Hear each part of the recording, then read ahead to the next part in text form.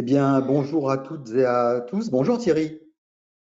Bonjour Michel, comment vas-tu? Et bonjour à vous tous.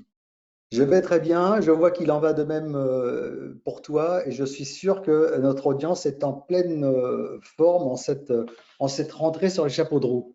Alors, nous allons passer une petite heure ensemble sur un sujet qui nous intéresse évidemment au premier chef, Thierry et moi, qui est l'impact des formations transverses. On va aller rapidement sur cette partie de présentation de la société Mind Connecting, qui a une part de voix, à mon avis, c'est l'analyse que j'en fais, inférieure à sa part de marché. Vous verrez que c'est une entreprise d'une belle importance qui joue un rôle majeur, mais qui n'est pas aussi connue qu'elle devrait l'être. Donc, j'imagine que ce webinaire va permettre de répondre à la question. Alors, Thierry, donc, tu es fondateur et CEO de My Connecting. Bienvenue dans ce webinaire. Bon, tu es un homme d'expérience, visiblement. Tu n'es pas un start-upper. Je ne sais pas comment je dois prendre ta remarque, mais Très bien. effectivement, j'accueille mon expérience avec joie. Bon, Je c'est l'assume important parce parfaitement.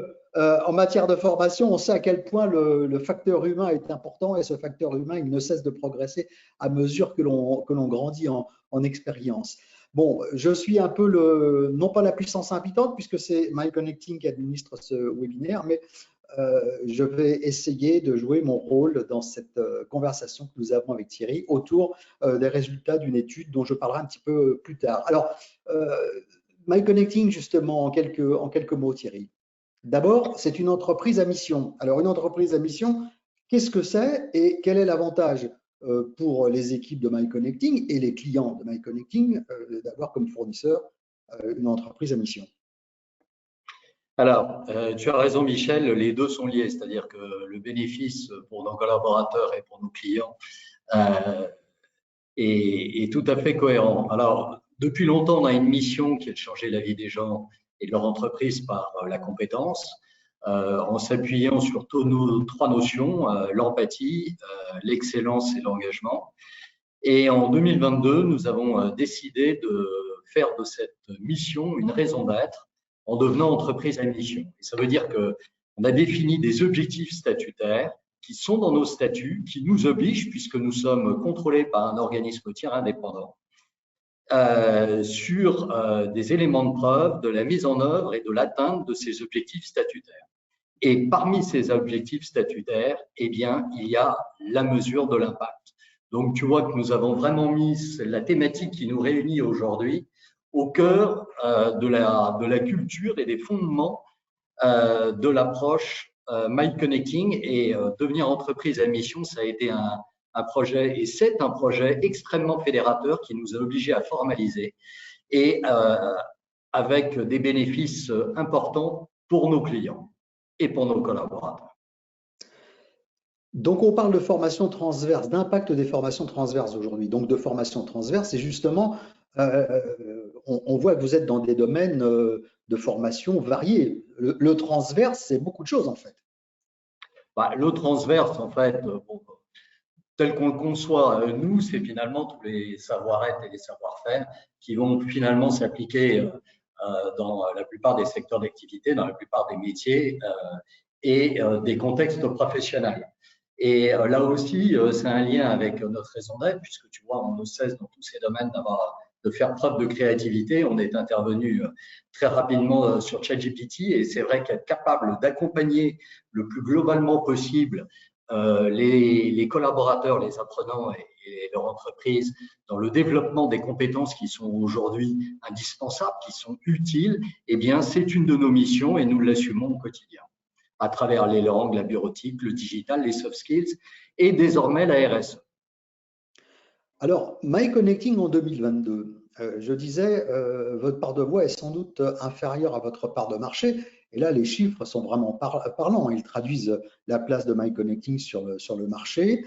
Euh, Avec d'ailleurs, je l'ai noté, tu vas commenter ces chiffres, mais une baseline que je trouve intéressante aussi, une ambition pour chaque talent. Et donc, ma question qui accompagne finalement les chiffres qui sont là aussi, c'est quelle traduction pratique vous donnez à ce baseline, une ambition pour chaque talent? Bah, Je crois qu'on en revient sur la logique d'excellence finalement qui anime nos équipes et excellence qu'on essaye, qu'on intègre dans nos parcours de formation avec la volonté évidemment d'embarquer les apprenants. Et il y a vraiment une forte culture du résultat.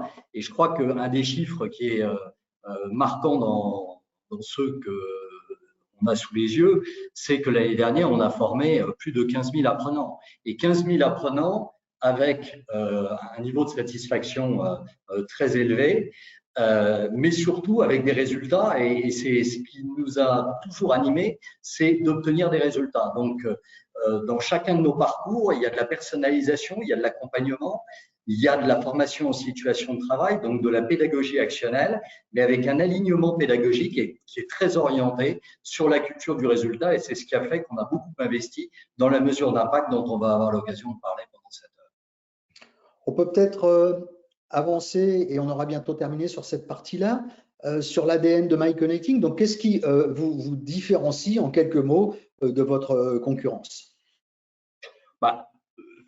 Les trois termes qu'on a sous les yeux, hyper personnalisation, très fort accompagnement humain et pédagogie actionnelle, notre force, c'est qu'on est capable d'écrire cette histoire et d'intégrer cet alignement pédagogique à travers cet ADN pour 15 000 apprenants. Donc, on a une capacité, tu vois, à accueillir des apprenants et à appliquer cette démarche d'hyper-personnalisation, d'accompagnement humain très fort, puisque tous nos apprenants sont accompagnés par un coach indépendamment du formateur.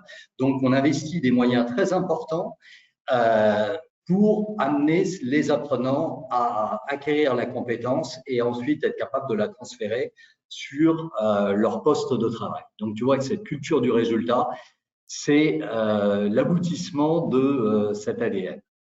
Alors, c'est un ADN différent. Même à vous poser, bon, l'entreprise a déjà une certaine ancienneté sur son marché. Vous avez forcément été confronté à un marché où le présentiel avait la part belle finalement. Est-ce que l'entreprise MyConnecting aujourd'hui est 100% à distance, ou est-ce que c'est une entreprise qui intègre dans ses approches blended learning, qui intègre aussi le présentiel? Où en êtes-vous par rapport à cela? Alors, notre signature pédagogique, c'est vraiment le blended learning. C'est-à-dire que tous nos parcours sont des parcours qui intègrent à la fois du synchrone, donc un formateur, qui soit en présentiel ou qui soit à distance, et des contenus, des activités pédagogiques. C'est vrai que j'ai créé l'entreprise en 2006 sur un concept de formation à distance, mais aujourd'hui, nous pratiquons aussi bien du présentiel que du distanciel, toujours à travers notre approche blended. Pourquoi? Parce que il n'y a pas de martingale en matière de formation. On est vraiment dans une logique de personnalisation. Et donc, en fait, finalement, en face de chaque apprenant, en face de chaque situation, en face de chaque groupe, en face de chaque projet, en face de chaque objectif, eh bien, il y a une ingénierie pédagogique qui va amener à cet alignement pédagogique qui génère le plus de résultats possible.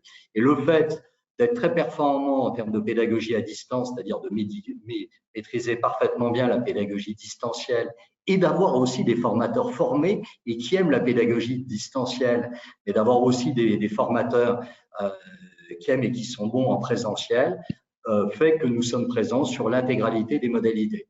Et ça, c'est notre force, parce que quand nous préconisons un parcours à une solution ou un parcours à un client ou à un apprenant, eh bien, nous le faisons avec la prise en compte de l'intérêt avant tout de l'apprenant. Nous ne sommes pas prisonniers, tu vois, d'une modalité ou d'un parcours pédagogique figé.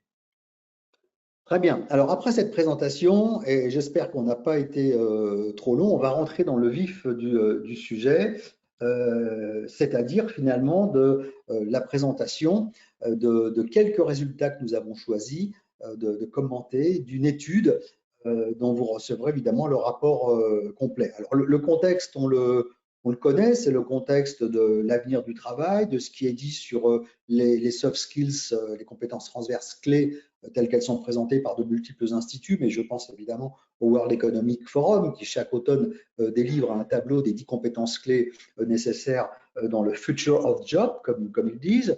Bon, donc on connaît la problématique qu'on a essayé, nous, de traiter avec MyConnecting, c'est de voir quel était le niveau de conscience des entreprises sur le rôle des compétences transverses, et puis de voir aussi si les moyens correspondaient à ce niveau de conscience, notamment en matière d'investissement dans les formations. Et bien entendu, c'était le cœur de notre réflexion en matière de mesure d'impact et de rentabilité de ces investissements. C'est à quoi vise finalement l'étude FEFOR MyConnecting, c'est-à-dire à comprendre où en sont les entreprises sur ces questions et à proposer quelques pistes de progrès. J'en profite pour dire tout de suite que si vous voulez interagir avec nous, n'hésitez pas. Vous avez sur votre plateforme la possibilité de faire des commentaires, de poser des questions, etc.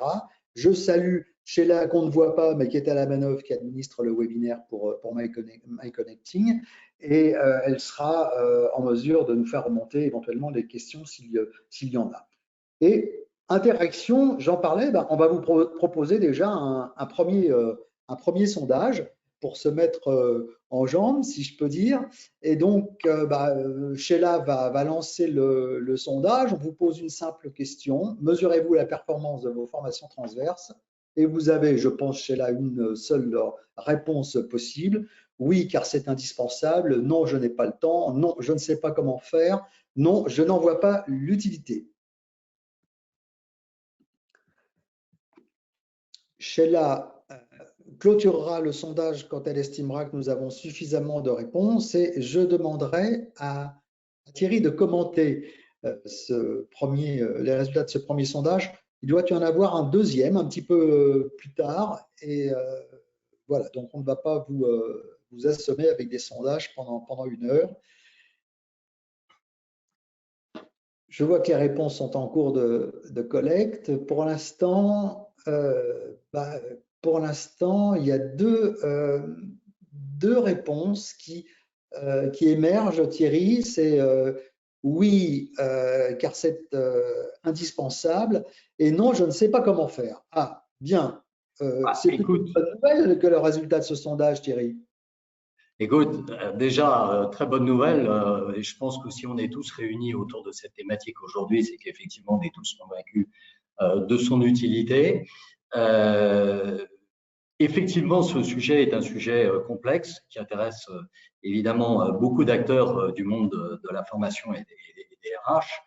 La problématique du temps, on aura l'occasion de le voir, on sait qu'effectivement, beaucoup d'acteurs associent finalement le fait de monopoliser beaucoup de temps pour être capable de mesurer l'impact ou à une problématique de méthodologie. En tout cas, il existe aujourd'hui des solutions et nous les présenterons justement pour répondre à la problématique du temps ou de la méthodologie. En tout cas, je crois que ce sont des résultats qui laissent augurer qu'il y a beaucoup de potentiel et beaucoup de choses à développer dans ce domaine. Alors, on passe au point clé de l'étude. Alors, comme je le disais, on a choisi de commenter quelques points clés et tous les autres figurent dans le rapport qui vous sera prochainement envoyé, ainsi d'ailleurs que mais ça ce sera même encore plus tôt, le recording pour le replay de ce webinaire. Un mot très rapidement sur l'échantillon des entreprises qui ont été consultées, donc essentiellement la fonction DRH, direction de la formation. C'est une étude qui s'est déroulée à la fin du printemps et toute une partie de l'été, avec des entreprises de toute taille, mais je note quand même qu'il y a 40% de l'échantillon de 1000 salariés et plus, et des entreprises de tout secteur, avec toutefois une prépondérance assez significative dans les secteurs du service aux entreprises, de l'industrie et des organismes de formation. Je ne suis pas plus complet sur l'échantillon, car encore une fois, ça figurera à l'intérieur du rapport. Et on va donc passer maintenant directement à la première question qu'on veut commenter, c'est-à-dire quels sont les objectifs attendus du développement des compétences transverses? Donc, vous voyez, pour l'instant, on ne se préoccupe pas de formation, mais on se préoccupe des soft skills, des compétences transverses, et on demande finalement à l'échantillon, aux responsables formation et RH, quels sont les objectifs que vous attendez, que l'entreprise attend du développement des compétences transverses. Bon, bah, là, on voit évidemment il y a un enjeu principal qui est en train d'émerger, c'est celui des compétences transverses au service de la performance opérationnelle du business. Bon, très clairement, il ne suffit pas pour être performant à son poste de travail aujourd'hui, on le sait, d'avoir des compétences techniques. Ça vaut d'ailleurs pour les collaborateurs comme pour les managers. Et de plus en plus, la performance est conditionnée par ces fameuses soft skills qui boostent la productivité, qui améliorent effectivement les processus opérationnels. Donc, assez naturellement, on a ce premier enjeu qui apparaît. Avec un deuxième enjeu très proche, c'est finalement, mais là aussi, on ne s'en étonnera pas, la fidélisation des talents qui récupère 57,3% des suffrages. Bon, ben, on sait très bien qu'un des principaux problèmes auxquels se heurtent aujourd'hui les entreprises, dans ce qu'on a appelé la guerre des talents, c'est la capacité à recruter, la capacité à retenir, fidéliser les collaborateurs, à les développer, etc. Et on sait très bien que les collaborateurs, à choisir entre deux employeurs, vont choisir celui à poste équivalent ou à peu près équivalent, celui qui donne une importance réelle au développement du talent. C'est une façon non seulement d'attirer des collaborateurs, mais de les fidéliser. D'ailleurs, il y a un moment clé, je ne veux pas trop épiloguer là-dessus, mais c'est le moment d'onboarding dont on sait qu'il est essentiel dans le niveau de formation qu'il apporte aux collaborateurs à ce moment-là, non seulement sur les hard skills, les formations techniques, mais aussi sur les compétences transverses. Voilà, je vais pas aller plus loin parce qu'il y a beaucoup de choses à commenter là, mais Thierry, j'aimerais bien avoir tes commentaires sur ces premiers résultats, éventuellement un peu plus loin d'ailleurs à l'intérieur du graphique. Écoute, déjà, à travers finalement tous ces objectifs et les pourcentages correspondants, on voit que les attentes sont fortes, les objectifs sont importants. C'est vrai que pour la performance, 66%, c'est un chiffre qui est à la fois important, mais qui pourrait être beaucoup plus, parce que c'est vrai que les compétences transverses et les compétences transverses en général, hein, les soft et les autres, c'est vrai, on génère énormément de valeur pour l'entreprise et on aura l'occasion de le voir tout à l'heure. Alors, la fidélisation des talents, tu en as parlé. C'est clair que le départ de collaborateurs au-delà d'un échec humain, c'est vrai que le coût pour l'entreprise est extrêmement important. Et aujourd'hui, on sait que faire grandir des collaborateurs en les accompagnant dans le développement de leurs compétences, c'est un levier de fidélisation et c'est aujourd'hui un levier qui est évidemment très important dans le contexte de guerre des talents que tu as évoqué tout à l'heure. Alors, les 42,7% de l'employabilité des collaborateurs, c'est vrai que ce chiffre est finalement à la fois fort et faible, mais enfin, il est plutôt faible dans la mesure où, dans un monde de transformation, l'employabilité est évidemment une problématique forte. Nous l'analysons soit sous l'angle que c'est vrai qu'aujourd'hui, les équipes RH ont tellement finalement d'objectifs à atteindre que celui-là est peut-être un petit peu délaissé, soit que tout le monde n'associe pas les compétences transverses à l'employabilité des collaborateurs. Il y a un sujet qui est intéressant et qui est assez transverse, c'est quand on s'intéresse à la souplesse et à la capacité d'adaptation des talents et qu'on l'associe également à l'avènement de l'entreprise apprenante, développer les compétences transverses, c'est aussi mettre les collaborateurs dans une logique de mobilité cognitive et donc de capacité d'adaptation globale. Et je crois que dans un monde en pleine transformation qui est très complexe à appréhender, pour une entreprise de savoir qu'elle a des équipes qui sont à la fois mobiles, adaptables, agiles, eh bien, c'est une très grande force qui permet de faire face à des situations imprévues. Et on sait qu'aujourd'hui, toutes les entreprises sont potentiellement exposées à ces imprévus. Alors, il y a deux chiffres, moi, qui m'interpellent, c'est le faible pourcentage de la transformation numérique. qui est vraiment un enjeu extrêmement important. Et tu vois, nous mettons le digital dans les compétences transverses.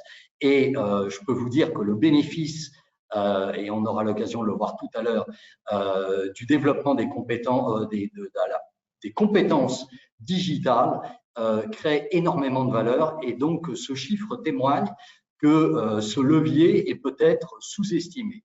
Et puis, il y en a un autre qui m'interpelle, ce sont les 7,9 de la transformation environnementale, parce que quand on voit quelles sont les préoccupations aujourd'hui des COMEX, embarquer l'ensemble des collaborateurs, bien évidemment dans la transformation digitale, mais également dans la transformation environnementale, c'est un véritable enjeu et qu'on ne retrouve pas exprimé dans les objectifs attendus aujourd'hui autour du développement des compétences transverses.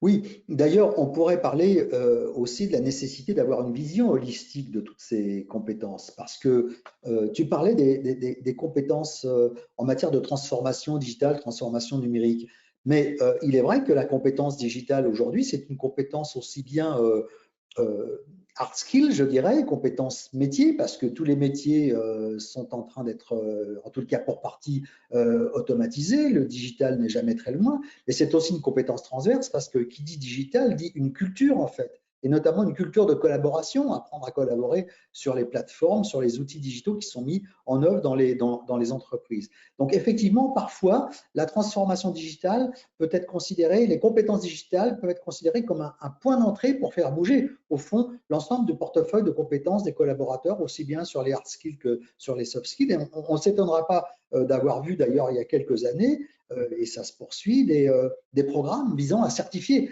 le niveau de culture et de compétences digitales. Donc, je souscris pleinement à ce que tu viens de dire. Je souscris aussi à ce que tu viens de dire sur la partie environnementale, notamment en matière de fidélisation des collaborateurs et a fortiori d'attractivité de l'entreprise pour les collaborateurs, parce que de plus en plus, le collaborateur attend autre chose de l'entreprise que de lui fournir un emploi, même un emploi intéressant, même un emploi bien rémunéré. Finalement, ils attendent de l'entreprise qu'elle donne du sens au travail qui est le leur. Et ce sens passe aujourd'hui par l'implication de l'entreprise dans la transformation environnementale. On sait le rôle que prennent aujourd'hui les formations RSE. Donc effectivement, il y a bien des enjeux qui sont différents, qu'on découpe parce que sinon on ne pourrait pas évidemment prioriser ces enjeux, mais on s'aperçoit quand même que derrière tout ça, il y a la nécessité d'une vision holistique puisque chacun des enjeux rebondit sur l'autre. Je pense que tu ne me démentiras pas là-dessus, Thierry. Non, mais Michel, tu évoquais tout à l'heure dans les compétences digitales la collaboration, bien évidemment, mais la data. Je veux dire, aujourd'hui, maîtriser la data, c'est plus uniquement de la responsabilité d'une équipe. Chacun d'entre nous, dans tous nos métiers, maîtriser la data, être capable de faire parler la data, c'est absolument indispensable. Et donc, ça veut dire que là aussi, c'est le développement d'une culture, mais c'est aussi la maîtrise d'outils. Et si on n'accompagne pas les collaborateurs dans la maîtrise de ces outils, on ne pourra jamais développer cette culture. Or, aujourd'hui, on le sait, les boîtes qui sont data-driven, on sait qu'aujourd'hui, c'est un véritable enjeu. Tout ce que tu as dit sur le sens associé à la transformation environnementale est tout aussi vrai. Et c'est vrai que quand on voit l'explosion, par exemple, des arrêts de travail, parce que on parle d'attractivité et de sens des jeunes générations autour de la transformation environnementale, mais toutes ces problématiques et tous ces sujets de QVCT, d'équilibre vie pro, vie perso, sont forcément associés au sens. Et quand on parle du sens, on n'est jamais très loin, évidemment, de la transformation environnementale, qui est un véritable enjeu pour les organisations. Alors, ce qui est intéressant dans l'étude qu'on a menée ensemble, c'est qu'il y a vraiment une prise de conscience de l'importance du rôle des compétences transverses et donc de la formation transverse, c'est-à-dire la formation visant à développer les compétences transverses. Mais on s'est posé la question de savoir si cette compétence se traduisait notamment au plan du budget formation. Et donc là, effectivement, on va examiner ce graphique et on s'aperçoit évidemment d'une chose, c'est que l'allocation du budget formation aux compétences transverses est variée, elle est relativement étalée parce que, bon, on sait, et ça c'est une tradition de longue date, que le budget formation va principalement, il faut le dire, aux formations spécifiques, métiers, business, etc. Et ça vaut toujours dans un contexte post-pandémique qui est axé sur la performance opérationnelle. Donc, on voit par exemple que ce graphique débouche sur une grande variété d'approches en matière de réservation de budget aux formations transverses. J'aimerais, Thierry, que tu commentes ce graphique parce qu'évidemment, quand vous rencontrez les équipes de MyConnecting, rencontrent les clients, elles sont directement confrontées à ces questions. Écoute, moins de 20%, 44% des entreprises, finalement, on s'aperçoit que ce chiffre est en décalage par rapport à l'importance exprimée des compétences transverses. Et c'est vrai que qu'est-ce qui explique ce décalage? D'abord, je crois que c'est une évolution qui est en cours et qu'il y a un rééquilibrage qui est en train de se faire et la prise de conscience de l'importance des compétences transverses, on ne la voit pas encore au niveau de la prise de conscience dans les budgets, mais je pense que ça va évoluer. Et ça évoluera d'autant plus que les équipes RH et formation disposeront d'outils qui permettront de mesurer la valeur créée. À partir du moment où on a des éléments précis et tangibles de la création de valeur générée par les formations aux compétences transverses, eh bien, ça ne pourra qu'inciter finalement à ce rééquilibrage. Oui, alors moi je compléterai ce que tu viens de dire par un chiffre qui me surprend. Il y a près de 16% tout de même des décideurs formation RH qui ignorent combien ils dépensent ou combien ils investissent dans les formations transverses. Ça dit bien que le problème, on y reviendra, le problème de la mesure d'impact des formations transverses, il commence déjà par la capacité de la direction de formation à se doter d'outils de suivi budgétaire qui permet au moins de savoir déjà combien il est dépensé dans les formations transverses. Est-ce que tu as le sentiment, compte tenu du profil de clientèle de MyConnecting, que oui, sur cette question de la connaissance des dépenses en formation transverse, les entreprises ont encore des progrès à faire? Écoute, sur la connaissance, j'avoue que ce chiffre, moi aussi, tout comme toi, m'a interpellé. Chez nos clients, on n'a pas le sentiment qu'il y ait un manque de maîtrise du budget. Par contre, c'est vrai qu'en termes d'équilibre entre les différents types de formations, je crois qu'il y a un mouvement qui est en cours. Et c'est vrai que disposer d'outils de pilotage plus orientés culture du résultat et création de valeur, est une attente forte de la part de beaucoup d'équipes RH et formation. Et on va voir que justement, on peut leur proposer et on peut mettre en œuvre des outils qui vont leur permettre d'enrichir les arbitrages. Alors, on a posé une autre question, on était curieux des réponses sur l'impact que l'entreprise et ses collaborateurs attendent des formations transverses. On a livré un certain nombre d'items et on a obtenu ces résultats. Alors, c'est intéressant parce que d'une façon générale, on peut dire que on ne mettrait pas l'épaisseur d'un papier à cigarette, comme on disait autrefois, entre les attentes des collaborateurs et les attentes finalement de l'entreprise. Elles sont très proches. Notamment, on sait que d'autres études le montrent d'ailleurs, mais les collaborateurs attendent d'être plus à l'aise au travail. On voit la aisance au travail, 57,3%. Aisance au travail, si on demandait à l'entreprise de traduire ça collectivement, qu'est-ce que ça veut dire? Ça veut dire performance opérationnelle finalement, parce qu'on voit bien que quelqu'un qui n'est pas à l'aise dans son travail, il ne peut pas être performant. Donc il y a vraiment une espèce de conjonction, de convergence des attentes. Voilà, je vais te laisser commenter cela, notamment tu parlais de flexibilité cognitive tout à l'heure. Tu pourrais faire un point peut-être là-dessus ensuite, Thierry, à toi. Écoute, déjà, les 59,6% du gain de performance, je trouve que c'est finalement un impact attendu faible par rapport à ce que peuvent apporter de bonnes formations, des formations qualitatives aux compétences transverses. Et on partagera quelques chiffres. Je veux dire, on est très, très au-delà, nous, dans la mesure de l'impact, de la contribution à la performance d'un collaborateur ou d'un département, ou d'équipe en général, liées au développement des compétences transverses. Ensuite, sur le second chiffre, tu interprétais la plus grande aisance au quotidien. Est-ce que tu ne crois pas, Michel, en tout cas nous, c'est un peu notre lecture, que finalement derrière cette notion d'aisance, il y a aussi deux leviers qu'on estime très importants et qu'on identifie dans nos mesures d'impact, qui est le bénéfice sérénité, le bénéfice confiance, et qui sont des bénéfices qui sont extrêmement importants. Et je pense d'autant plus importants dans un monde où finalement, on le voit bien, je parlais tout à l'heure des arrêts maladie, on est dans un monde complexe, on est dans un monde anxiogène, et on voit bien que dans les mesures d'impact, on va parler d'indicateurs financiers, mais pas uniquement financiers. Et derrière l'aisance, je pense qu'il y a aussi la prise en compte, finalement, par un certain nombre d'équipes RH et formation, que les compétences transverses, dans les bénéfices que ça génère, eh bien, ça génère de la confiance, ça génère de la sérénité. Et donc, ça, ce sont des leviers de l'engagement, et donc leur contribution est extrêmement forte. Voilà. Sinon, effectivement, oui. Tu me poses une question. Je suis parfaitement d'accord avec ta remarque. Je pense que on peut pas se contenter d'un indicateur qui serait un indicateur un peu abstrait, un peu théorique d'aisance au travail. Pour l'étude, d'ailleurs, on est entré ensuite dans le détail, mais pour l'étude, on a posé cette question. Mais dans l'entreprise, il faut décliner cela.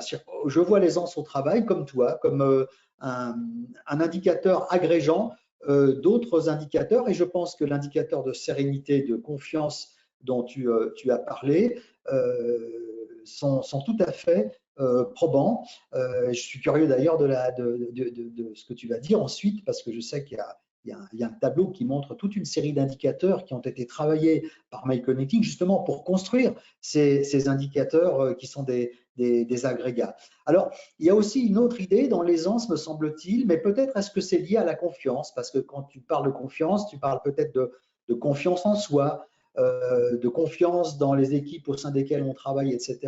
Il y a l'idée de puissance, c'est-à-dire qu'au fond, il me semble que quelque part dans l'entreprise, il y a cette métaphore du sport de plus en plus fréquente où un collaborateur est un peu comme un sportif qui doit d'ailleurs être coaché, à qui on essaye d'apporter les moyens de développer sa puissance finalement. Et il y a une espèce de joie qu'un collaborateur peut avoir dans son travail lorsqu'il s'aperçoit que finalement, il a gagné en puissance, il a gagné en productivité, il a gagné en sérénité, en confiance en soi, en aisance au travail, etc. Je pense que tout ça, qui n'existait pas il y a des dizaines d'années, en tous les cas, ce n'était pas formalisé, ce n'était pas dit comme ça, tout ça est en train de prendre une importance considérable dans le nouveau contrat qui se met en œuvre entre l'employeur et l'employé. Voilà la réponse que je pourrais faire rapidement à ta question, Thierry. Très bien. Écoute, je crois que effectivement, les leviers de l'engagement des collaborateurs sont des leviers multiples. En tout cas, on voit qu'il y a une très forte demande de la part des collaborateurs, et je crois que les jeunes générations l'expriment très clairement quand elles disent qu'elles attendent de l'entreprise et de leurs managers de les faire grandir. Donc, ça veut dire que peut-être plus que les générations précédentes, ces générations ont compris que finalement, mon capital compétence, c'est un capital fantastique, et que pour vivre de façon performante et sereine ma vie professionnelle, eh bien, ce capital, il faut que j'en prenne soin, il faut que je le développe. Et elles ont des attentes fortes vis-à-vis des entreprises et vis-à-vis de leurs collaborateurs, vis-à-vis de leurs managers. Ce qui ne fait d'ailleurs que renforcer l'exigence qu'on peut avoir vis-à-vis des managers. Et tu vois, je crois que la contribution à la performance, la contribution à la sérénité, à la confiance et de manière générale à la performance des organisations fait que il faut investir sur les managers. Les compétences managériales, et peut-être d'ailleurs raisonner, et tu vois, il y a une idée qui est importante chez nous, c'est qu'aujourd'hui, on dit beaucoup que les entreprises doivent casser les silos. Eh bien, je crois que dans le domaine de la compétence, c'est la même chose. Tu prends un manager, il faut aussi raisonner en termes de performance et peut-être pas uniquement en termes de compétences. Je peux être un manager qui a des compétences managériales, mais si je ne sais pas gérer mon temps, si je ne sais pas gérer mes émotions, si je ne sais pas gérer des outils collaboratifs, tu en parlais tout à l'heure, eh bien, peut-être que je ne vais pas pouvoir mettre en œuvre de façon performante mes compétences managériales. Voilà, donc ces attentes fortes aujourd'hui des collaborateurs et notamment des jeunes générations par rapport à leurs manager nous renvoie à la nécessité de développer les compétences et la performance managériale des managers qui sont quand même très sollicités, notamment des managers de proximité et qu'il faut vraiment accompagner. Ça fait partie des objectifs des compétences transverses.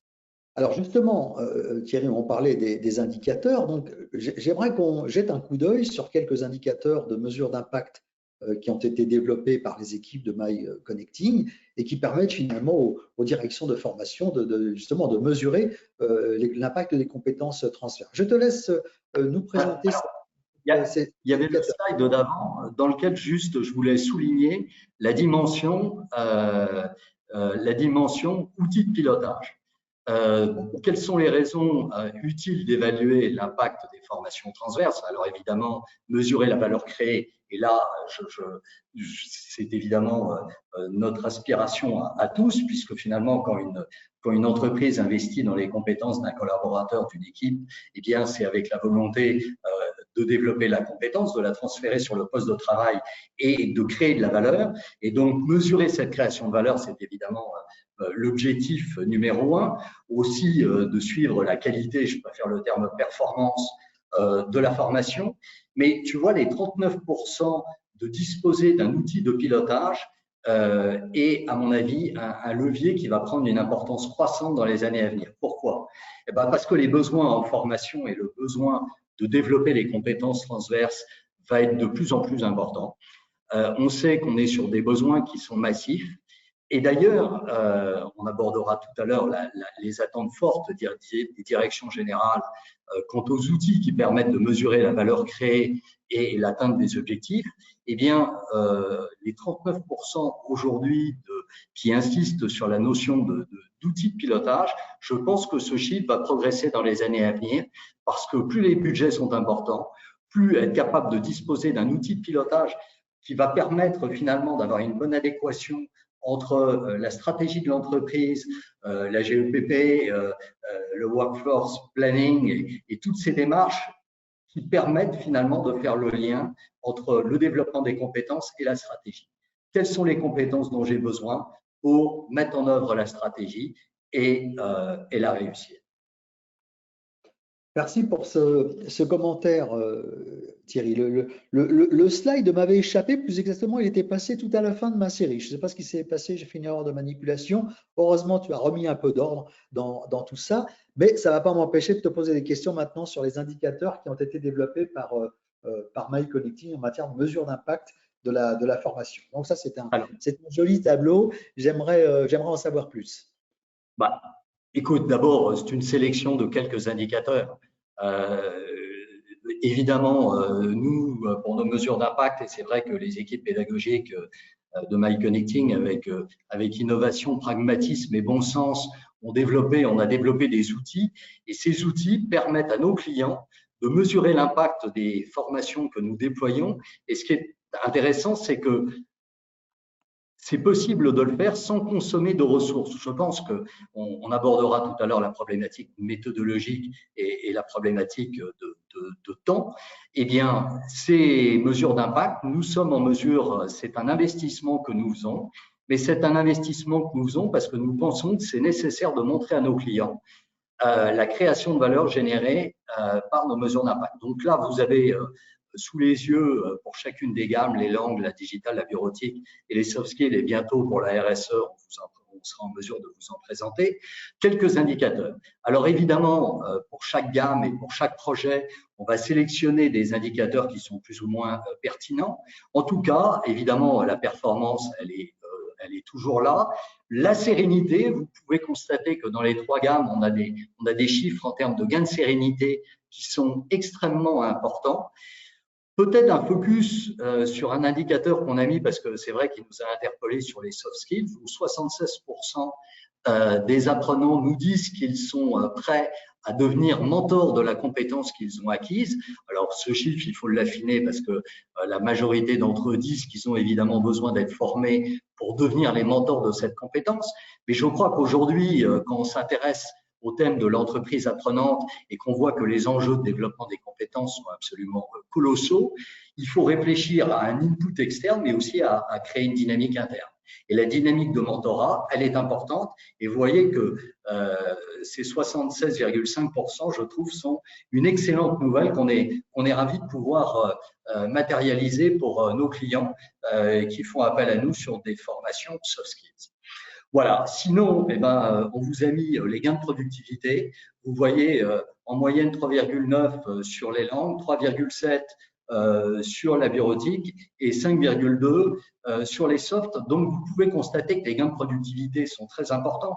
Alors, évidemment, je le sais, pour tous ceux qui ne sont pas familiers avec ces indicateurs qui sont des indicateurs financiers, est-ce que c'est beaucoup? Moi, je peux vous dire que c'est très important. Sachez par exemple que les économies occidentales ces dernières années ne généraient plus de gains de productivité.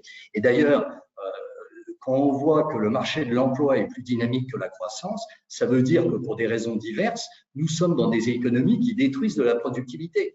Et les entreprises recherchent la productivité parce que la productivité, c'est ce qui permet de développer la compétitivité. Donc, vous voyez que toutes ces compétences transverses, elles génèrent des gains de productivité qui sont extrêmement importants et nous avons les moyens de les mesurer et d'apporter des éléments tangibles qui vont permettre donc à nos clients de pouvoir se rapprocher des métiers, de pouvoir travailler avec la direction financière et de répondre sans leur consommer de temps dont ils ne disposent pas pour la plupart, de disposer ces indicateurs. Et puis, la moyenne des niveaux de ROI sur tous les projets sur lesquels on mesure le ROI, vous voyez qu'il est très élevé puisque finalement, sur des projets qui sont très courts, puisqu'on est sur des projets de développement de compétences qui vont de quelques jours à quelques mois, eh bien, on a un ROI de 3,9, ce qui veut dire que le bénéfice financier issu de ces programmes de formation génère 4 fois plus de valeur, 3,9 fois plus de valeur que le budget investi. Et là, je peux vous dire que ces 3,9% de ROI, c'est extrêmement important. Ceux d'entre vous qui ne sont pas familiers avec les questions financières, interrogez vos directeurs financiers, vos équipes financières sur le ROI des projets qu'ils déploient. Et je ne vois pas pourquoi on n'aurait pas la même exigence quand on s'intéresse au capital humain que lorsqu'on investit dans une machine, qu'on investit dans une acquisition, qu'on investit dans une usine. Voilà, les hommes, c'est ce qui fait la richesse d'une entreprise. Si on est performant, c'est parce qu'on a des équipes engagées et compétentes. Compétences multipliées par engagement égale performance. Et donc, je pense qu'il est important de développer ces outils qui permettent de mesurer la création de valeur générée.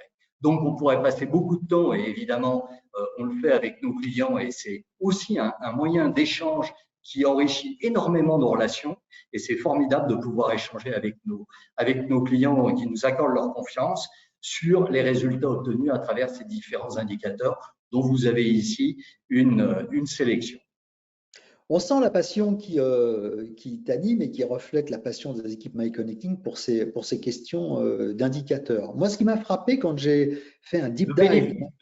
De bénéfices, Michel. Oui. Ces indicateurs traduisent des bénéfices. Et c'est vrai que je suis animé par une passion formidable parce que je crois qu'on est tous passionnés par le monde de la formation et par le potentiel des compétences. Mais quand on voit ces chiffres, on a tous les éléments en main pour aller convaincre les directions, pour aller convaincre les directions générales et les directions financières qu'il faut investir sur l'humain et que les compétences transverses créent une valeur qui est souvent sous-estimée par rapport à la réalité. Ce que j'ai trouvé de très intéressant quand j'ai découvert les offres, le positionnement de MyConnecting, en faisant ce que j'appelle un deep dive, une plongée profonde dans votre offre, c'est justement la qualité de votre réflexion et de la mise en œuvre d'indicateurs. Parce que, en général, on a un discours des prestataires qui est voilà, nos formations ont un retour sur investissement de temps, etc. Puis quand on commence à regarder comment est constitué ce retour sur investissement, c'est pas toujours d'une grande clarté. On n'a pas vraiment le sentiment que derrière tout ça, il y a l'ingénierie financière, les connaissances qui soient suffisantes. Alors, la plupart du temps, le retour sur investissement est calculé comme avant, c'était du présentiel.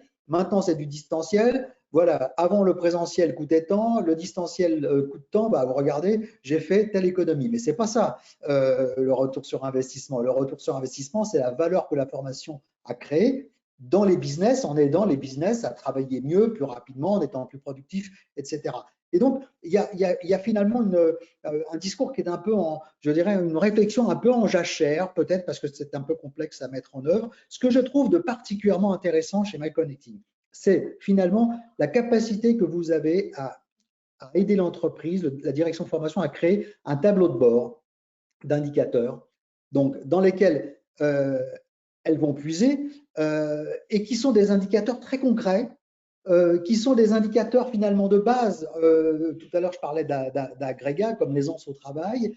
Et je trouve ça tout à fait passionnant parce que, à ma connaissance, il n'y a pas beaucoup de prestataires qui ont ce type d'indicateurs. Et le tableau de bord du responsable formation, c'est une grande question. Combien est-ce qu'il doit avoir d'indicateurs dans son tableau de bord? 100, ça ne sert à rien. 50, ça ne sert à rien. 20, ça ne sert à rien. Mais quelques indicateurs clés qui traduisent la performance de la fonction formation, des dispositifs formation, des offres mises en œuvre dans l'entreprise, tout ça est évidemment essentiel. Et on voit à travers déjà cette première batterie d'indicateurs que tu indiques, et je sais qu'il y en a d'autres, et je sais que les clients de MyConnecting peuvent choisir, picorer les indicateurs qui sont les plus pertinents pour eux, pour mesurer les bénéfices effectivement obtenus de la formation transverse. Je sais qu'il y a vraiment là quelque chose de nouveau, d'innovant, qui en plus de ça, je crois que c'est ce que tu avais commencé par dire autour de cette planche, consomme très peu de ressources. C'est ça l'essentiel, parce que la complexité de suivi des indicateurs est parfois telle pour la direction formation qu'elle préfère faire l'impasse là-dessus en se disant ça va me coûter plus cher que ce que ça va me rapporter, j'ai pas le temps, etc. On va parler d'ailleurs des freins un petit peu plus tard. Donc je trouve cette partie-là particulièrement intéressante, mon cher Thierry. Merci Michel, mais tu vois, j'insiste sur le dialogue que ça permet de développer avec nos clients, tu vois, d'échange. Ces indicateurs, alors de temps en temps, il y a des indicateurs qui peuvent être décevants, hein, bien évidemment, mais ce qui est intéressant, c'est d'avoir un véritable échange et de comprendre ce qu'il en est. Voilà, ça permet d'aller vers plus de valeur ajoutée. Et comme tu as compris que nous, notre approche, c'est vraiment de générer du résultat, eh bien, cette collaboration renforcée à travers les échanges autour du tableau de bord sont très enrichissants pour tout le monde, au bénéfice des apprenants et de la création de valeur pour l'entreprise. Et justement, Thierry, dans ce dialogue que ces indicateurs permettent de nouer avec les clients, dans ce dialogue vont émerger les freins qui existent à la mesure du ROI des formations. Donc, je vous laisse découvrir dans ce nouveau graphique les freins qui sont mentionnés par les responsables formation dans cette mesure du ROI. Donc, on voit bien, hein, complexité, manque de méthodes ou d'outils, non-implication des parties prenantes, notamment évidemment des managers, on y reviendra. Moi, ce qui m'intéresse, Thierry, ici, c'est ton conseil pour lever ces principaux freins. Et si j'ai bien compris, ton principal conseil, ce serait d'entamer la conversation autour d'une batterie d'indicateurs, autour du tableau de bord finalement du responsable formation, pour progressivement démontrer que mesurer l'impact, finalement, c'est possible. Et bien sûr que c'est possible. Quand tu prends chacun de ces freins, hormis les deux derniers, le jeu n'en vaut pas la chandelle 6,3 et les 3,8, nous avons une réponse à tous les autres freins évoqués là. Voilà. Que ça soit une réponse méthodologique, que ça soit une réponse organisationnelle, nous avons des solutions pour déployer ces outils chez nos clients sans leur consommer de bande passante. Alors, bien évidemment, pour ceux qui veulent aller plus loin et qui, par exemple, veulent se rapprocher des métiers et s'appuyer sur des indicateurs de performance au sein des métiers, on est aussi en mesure de les accompagner. Mais pour nous, la mission première, c'était de développer des indicateurs qui puissent être développés sans consommer de ressources. Voilà, donc la complexité, eh ben, on a des réponses à la complexité. La méthode et les outils, on a développé ces outils. La difficulté sur les soft skills, on a aussi des éléments de réponse. Voilà, donc on a des réponses à tous ces freins et c'est ça qui est important. Alors, je crois qu'on est au début d'une histoire. Hein. On ne cesse, nous, d'enrichir nos mesures d'impact. Tous les jours, on sort des nouveaux indicateurs, on les teste, on teste leur pertinence. Et d'ailleurs, les dialogues qu'on établit avec nos clients sont aussi pour nous un moyen d'enrichir notre réflexion et de développer ou d'affiner nos indicateurs. Donc, je crois qu'on est vraiment au début d'une histoire parce que on est vraiment au début de cette logique de mesure de l'impact, mais en tout cas, on apporte une véritable réponse qui est capable de répondre à tous les freins évoqués dans ce slide. Alors, je vois que un frein, c'est la non-implication des parties prenantes de la formation transverse. Et ça nous donne l'occasion de passer au prochain graphique sur effectivement l'implication des N+1 dans le suivi et la mesure de l'impact des formations transverses. Bon, on sait que l'implication des managers, Thierry, dans la formation de leurs équipes, c'est un peu un serpent de mer de la formation. Il y a souvent des plaintes des responsables formation sur le fait que, bon, eux, ils délivrent finalement de la connaissance, de la compétence via leur dispositif, mais après, le problème, c'est comment tout ça est mis en œuvre, comment tout ça est suivi dans les équipes, par les managers, etc. Puisqu'on a besoin des managers, en plus, Thierry, tu le mets justement, donc comment est-ce qu'ils peuvent être impliqués, selon toi, dans le processus de suivi et de mesure d'impact des formations transverses? Alors, si tu veux, le sujet des managers, on l'a abordé tout à l'heure. Le manager, le rôle du manager, l'importance du manager dans les organisations est absolument crucial. Et donc, vraiment, il faut accompagner les managers. Et c'est vrai que la difficulté des équipes RH et des équipes formation, c'est l'implication des managers dans le développement des compétences. D'ailleurs, si tu regardes finalement très fortement impliqués ou très impliqués, on est à quoi? On est à 22%. Donc, il y a des entreprises qui y parviennent ou qui y parviennent pour certains managers. Mais on sait que c'est un sujet qui est un sujet sur lequel tout le monde est convaincu, mais sur lequel c'est très, très difficile d'embarquer les managers. Donc, nous, qu'est-ce qu'on a fait? On a développé des outils qui permettent d'impliquer les managers si on veut impliquer les managers, mais on sait que c'est très difficile parce que pour que l'implication des managers ait du sens, il faut que leur implication soit homogène et continue. Homogène parce qu'il faut une implication en amont, il faut une implication pendant et il faut une implication après. Et évidemment, l'implication post-formation qui est aussi un des sujets qu'on aborde tous et parce qu'on est tous convaincus que la post-formation, c'est un levier absolument essentiel dans la création de valeur des parcours de formation. Voilà, mais on sait qu'encore aujourd'hui, on obtient des résultats en termes d'implication des managers limités et qui consomment une énergie absolument incroyable aux équipes RH et elles n'ont pas forcément le temps pour le faire. Donc, nous, on a développé des outils qui permettent de développer, de présenter ces résultats de création de valeur avec ou sans les managers. Et ils sont très pertinents, même sans les managers, même si évidemment, l'implication des managers et l'ajout de l'input des managers dans ces mesures d'impact rajoute évidemment un niveau de valeur ajoutée supplémentaire. Et d'ailleurs, c'est très clair, quand tu regardes, là je lisais l'autre jour une étude de Page Group, la première attente des entreprises dans le recrutement des managers, c'est la capacité des managers à développer le talent de leurs collaborateurs. Donc, on voit bien que développer le talent des collaborateurs, évidemment, la composante compétence est absolument majeure. Évidemment, il y a le management qui est lui aussi évidemment déterminant, mais on ne peut pas dissocier la compétence managériale des compétences à développer. Donc, c'est un véritable enjeu et en tout cas, nous, on a pris le parti de développer des outils qui fonctionnent très bien avec ou sans les managers. Je pense, Thierry, on va passer à la dernière planche qu'on voulait commenter, qui a tout de même un vrai moteur là, dans le sens du progrès de la mesure d'impact des formations transverses.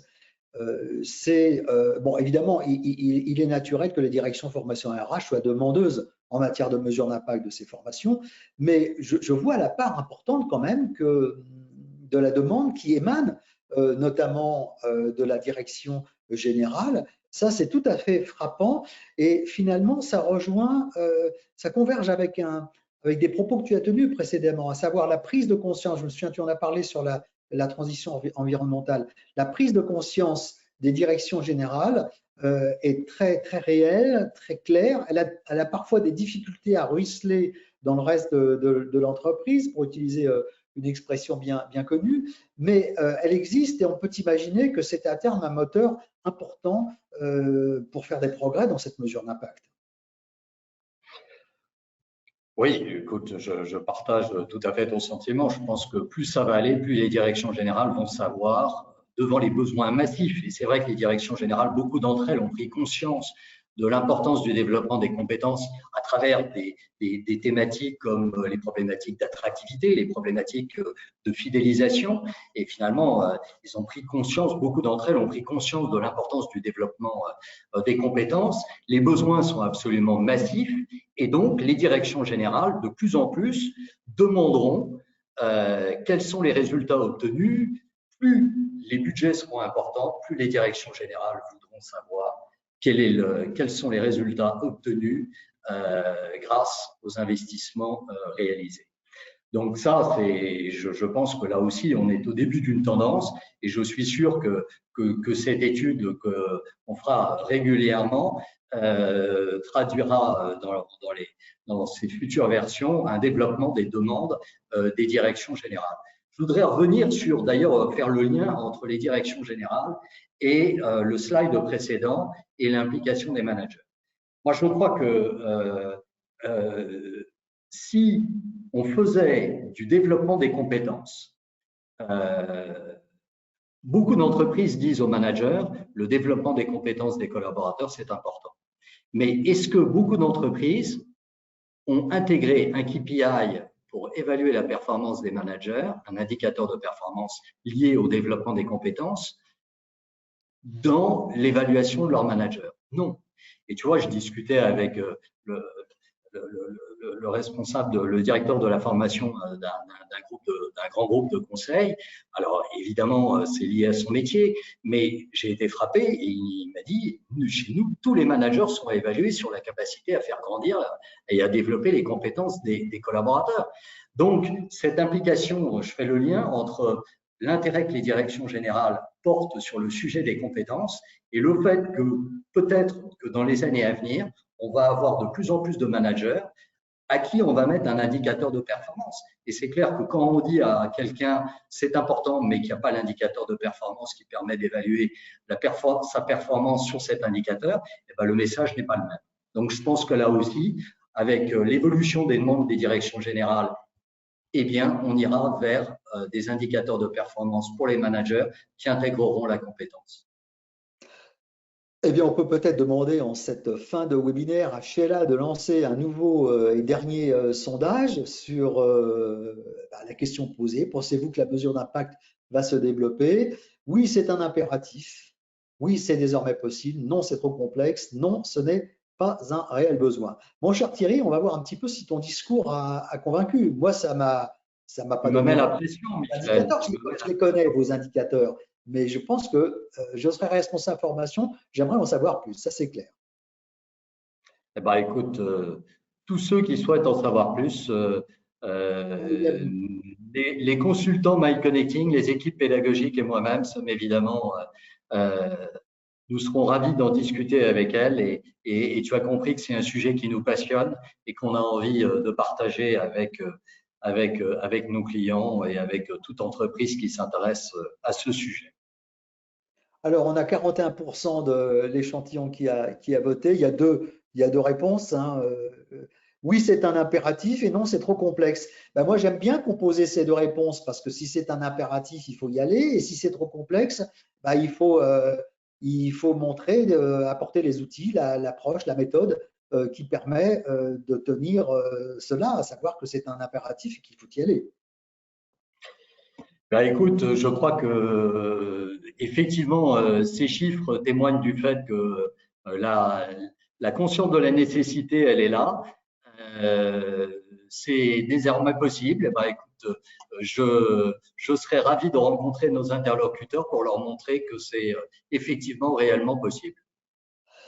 Eh bien, on va clôturer, je ne sais pas quel Voilà. Alors les questions, on n'a plus, malheureusement, on n'a plus de place pour les questions. Ça fait 1 heure déjà qu'on travaille et qu'on échange avec Thierry là-dessus, mais c'est pas grave, sauf si quelqu'un lance une question très rapidement, on la prendrait. Ce qui est important, c'est ce que Thierry a dit, à savoir que les questions, c'est la poursuite de la conversation entre vous et MyConnecting dans le temps. De toute Euh, façon, ce qu'on fera, c'est que dans le replay, on a l'habitude de le faire quand on n'a pas pu répondre à des questions. On le fera dans le replay. Donc, effectivement, on est arrivé au bout de ce webinaire. Donc, merci Michel et merci à tous de votre participation. On sera ravis de parler avec vous de la mesure d'impact et de vous convaincre que c'est possible, que des outils existent qui sont pertinents, qui ne consomment pas de ressources pour vos équipes et qui permettent d'établir un dialogue extrêmement constructif et enrichissant pour créer plus de valeur autour des compétences transverses. Et vous avez bien compris que si l'entreprise MyConnecting a cette place sur le marché, on a vu ça tout au début, c'est pas par hasard et c'est beaucoup lié, me semble-t-il, à sa capacité à démontrer l'impact des formations transverses grâce notamment à la batterie d'indicateurs qu'on a indiqués. Mille merci Thierry pour cette belle expérience d'entreprise qui continue de se développer à grande vitesse.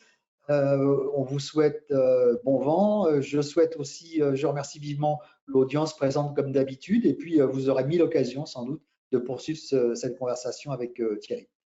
À bientôt. À bientôt. Merci.